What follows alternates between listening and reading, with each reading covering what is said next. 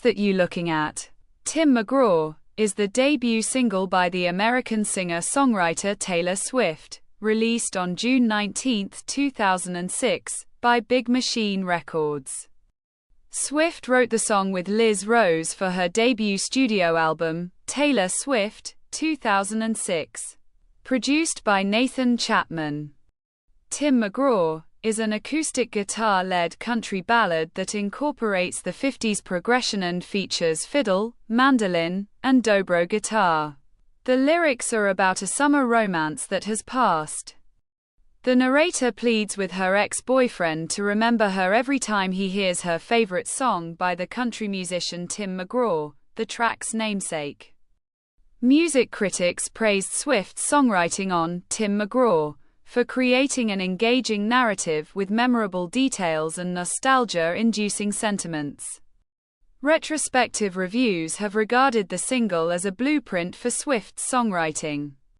Rolling Stone featured it on their lists, 100 Greatest Debut Singles of All Time, 2020, and 200 Greatest Country Songs of All Time, 2024.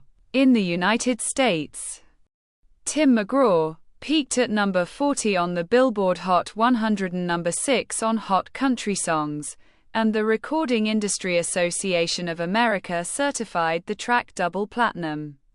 The track charted at number 10 on Canada Country. Trey Fanjoy directed the song's music video, in which Swift's character and the ex-boyfriend reminisce about a past summer romance in rural Tennessee. Swift promoted Tim McGraw and her debut album with a 6-month radio tour in 2006, and by opening for other country musicians' tours in 2006 and 2007. She performed the song at the 42nd Academy of Country Music Awards in 2007, included it in the set list of her first headlining tour, the Fearless Tour, 2009–2010. And performed it on several dates of her later tours. In 2004, Pennsylvania-born Taylor Swift moved to Nashville, Tennessee at 14 to pursue a career in country music. She signed a songwriting contract with Sony, ATV Music Publishing in 2004, the youngest signee in its history, and a recording contract with Big Machine Records in 2005. Swift spent 4 months near the end of 2005 recording her debut album, Taylor Swift. Recording was wrapped by the time Swift had completed her freshman year of high school. Swift developed the idea for Tim McGraw during a math class at school and wrote it within 15 minutes. While in that class, Swift thought about how her relationship with her senior boyfriend would end because he would leave for college. I started thinking about all the things that I knew would remind him of me. After finishing school, she came to the Sony ATV office to finish the song with co-writer Liz Rose. They completed the track on a piano. According to Rose, Swift came to her with the idea and the melody, knowing exactly what she wanted. The two brainstormed ideas to polish the track. And the first thing that came to Swift was her love for Tim McGraw's music. The final lyrics contain several personal references, including Swift's favorite song of McGraw, Can't Tell Me Nothin', from his 2004 album Live Like You Were Dying. Swift initially titled the track, When You Think Tim McGraw, a decision that Rose considered weird, but also bold. She approached the producer Nathan Chapman to record the song. Chapman had produced demos for other artists in Nashville, and his studio was a converted one-car garage at the back of the Sony ATV offices. Big Machine was skeptical of Chapman because he had not produced a commercial album. But Swift believed they had the right chemistry. He said that when Swift first played the song to him, he was astonished by the emotional engagement and thought of the song as a refreshing way to depict a romance between two people. He arranged the instruments, played both acoustic and electric guitars, and sang background vocals. Other instruments recorded for Tim McGraw include fiddle, mandolin, bass guitar, dobro guitar, and drums. In a meeting that Swift had with Big Machine's head Scott Borchetta to discuss which songs would be featured on her debut album, she performed "Tim McGraw" for Borchetta on ukulele. As soon as Swift finished singing it, Borchetta decided that it would be her first single. He suggested that Swift rename it Tim McGraw, deeming it a move that could make fans of McGraw, a contemporary country superstar, immediately become curious in her name. Swift initially did not believe that Tim McGraw was an appropriate choice for a single, but she retrospectively reflected that it was a right decision. Big Machine released Tim McGraw to country radio in the United States on June 19, 2006. It is first on the track listing of Taylor Swift, released on October 24, 2006. After the 2019 dispute regarding the ownership of Swift's albums that Big Machine had released, Tim McGraw was reissued on 7-inch vinyl by Big Machine on August 16, 2019. To promote the single, Swift spent mid-2006 sending promotional copies of Tim McGraw to country radio stations across the United States. With every envelope that I would seal, I would look at the address and the station on there and think, please just listen to this one time. She also encouraged her fans via MySpace to request their local radio stations to play the song. Swift said that when the subject of Tim McGraw learned about the song, he thought it was cool, and kept his friendship with her despite their breakup. In a 2021 interview with Apple Music, McGraw said that he initially had some reservations about the song. "Have I gotten to that age now to where they're singing songs about me? Does that mean I've jumped the shark a bit?" But he ultimately enjoyed it and became friends with Swift. In the United States, Tim McGraw debuted at number 60 on the Hot Country Songs chart dated July 1, 2006. It reached the top 10 of Hot Country Songs by December 2006 and peaked at number 6 on the chart dated January 27, 2007.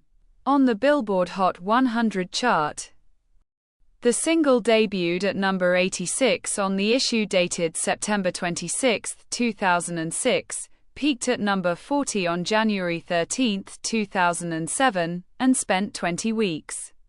It was one of the award-winning songs at the 2007 Country Awards by Broadcast Music, Inc., which honored the most played country songs on United States television and Airplay of the Year. The single had sold 1.6 million digital copies by November 2017, and was certified double platinum, for surpassing 2 million units based on sales and streaming, by the Recording Industry Association of America in March 2020. Elsewhere, the single peaked at number 10 on the Canada Country Chart and has been certified gold in Australia. The album version of Tim McGraw is 3 minutes and 52 seconds long. It is a mid-tempo country ballad that is driven by a 12-string guitar and incorporates fiddle, dobro, and banjo. Swift sings in the low range of her soprano. Critics described the production of Tim McGraw as understated and simple. The music critic Annie Zaleski described the tones of the instruments as wistful and keening. The refrain, as described by Perrone, is motivically based. Each one of the melodic motif is built within a small pitch range.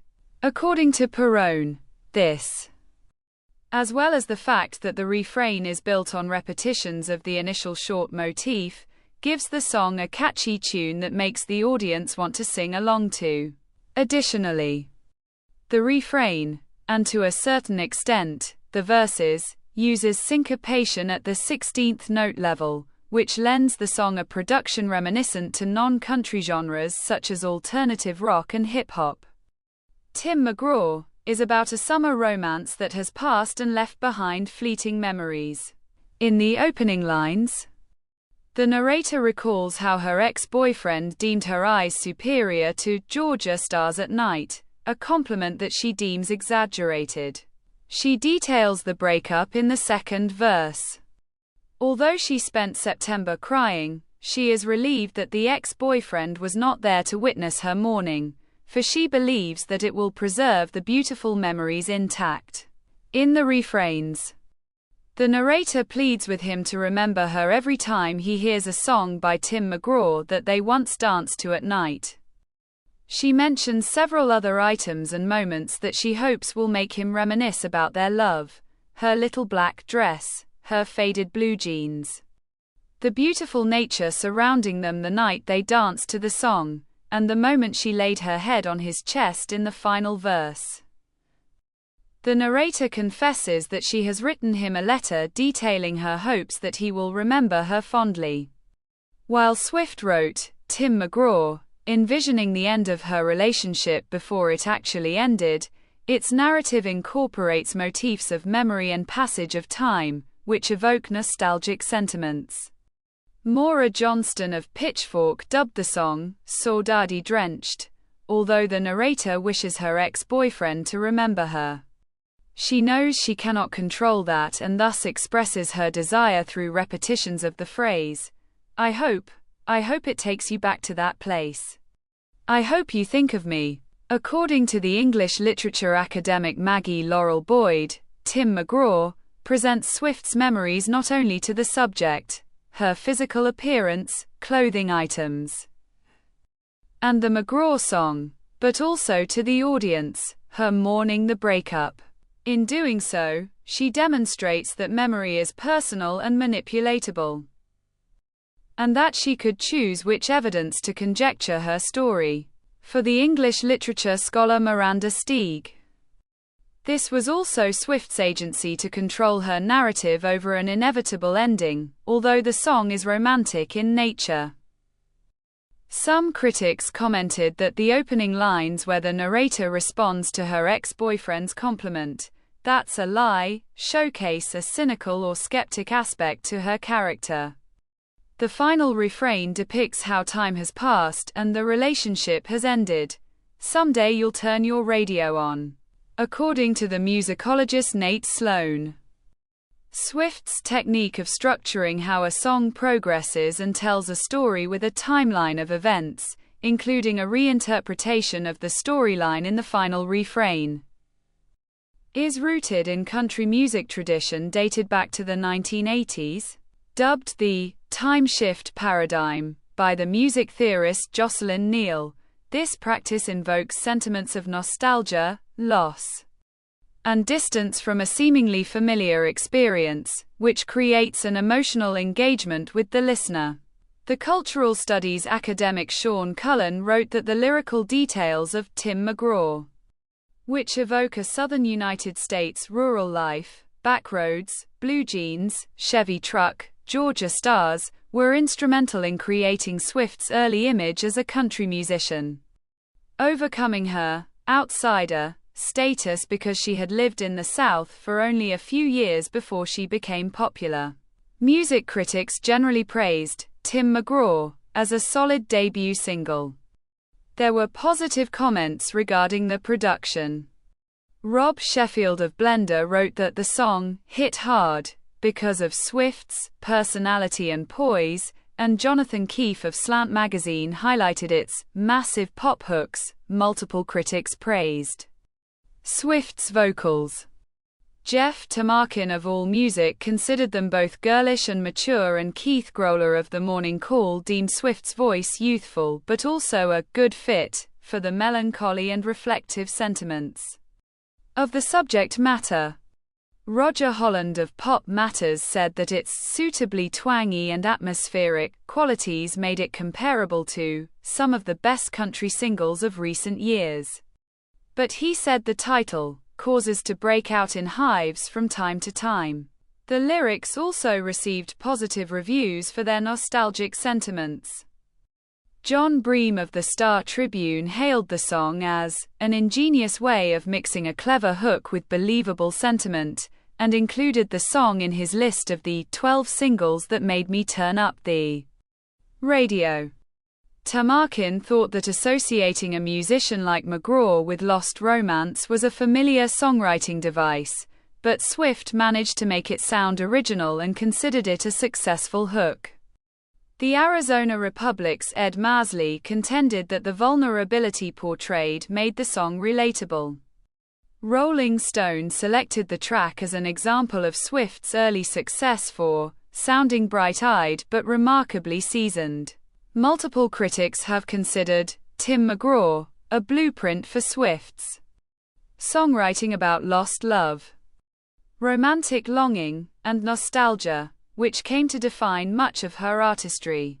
In this regard, the communication scholar Keith Nainby considered Tim McGraw her signature song. Some reviews have commented that the title was an ingenious move for Swift to attract early attention from country music fans. Rolling Stone featured Tim McGraw in 2 of its all-time rankings: 100 Greatest Debut Singles of All Time, 2020, on which Tim McGraw is ranked at number 11, and 200 Greatest Country Songs of All Time, 2024, on which the song is ranked at number 124. In 2006, Swift spent 6 months promoting Tim McGraw and Taylor Swift on a radio tour and performed the song during several country music festivals. After the single was released, in July 2006, she gave an acoustic performance of several Taylor Swift tracks, including Tim McGraw, at Billboard magazine's headquarters in New York City. To further promote the album, Swift opened for other country musicians' tours through 2006 to 2008. She performed Tim McGraw during her opening sets for Rascal Flatts in 2006, for George Strait, Brad Paisley, and Tim McGraw and Faith Hill's joint tour Soul II tour in 2007, and for Rascal Flatts again in 2008. A performance at an Apple store in Soho, Manhattan, was recorded and released as part of an extended play exclusively via the iTunes Store on January 15, 2008. Swift also performed Tim McGraw on broadcast television shows. On October 24, 2006, the day Taylor Swift was released, she performed the track live on Good Morning America and The Megan Mullally Show. Swift had her first awards show performance at the 42nd Academy of Country Music Awards on May 15, 2007, where she sang Tim McGraw, strumming an acoustic guitar. After finishing her performance, she stood up to greet McGraw, who sat in the front row. Reflecting on the performance, Billboard's Hannah Daly thought that it showcased how Swift had enough audacity to name her debut single after one of country music's biggest stars and sing it in front of him on live television, which proved her relentless talent and ambition to reach new career heights into the 2010s and 2020s decades during promotion of her second studio album, Fearless, in 2009. Swift performed Tim McGraw during several festivals that she headlined, including Houston Livestock Show and Rodeo, Florida Strawberry Festival, Craven Country Jamboree, and We Fest. She included the song in the set list of her first headlining concert tour, the Fearless Tour, 2009-2010. It was part of an acoustic set that Swift performed on a small, rotating B-stage platform located on the floor level of the venues. Swift, dressed in a sundress and cowboy boots, sat on a wooden stool while performing with a wooden acoustic guitar strapped to her shoulder.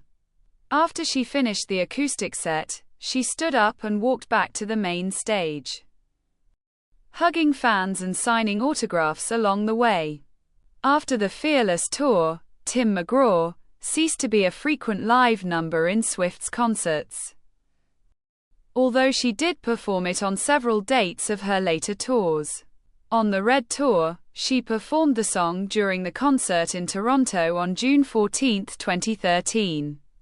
Swift did not perform the song again in over 5 years.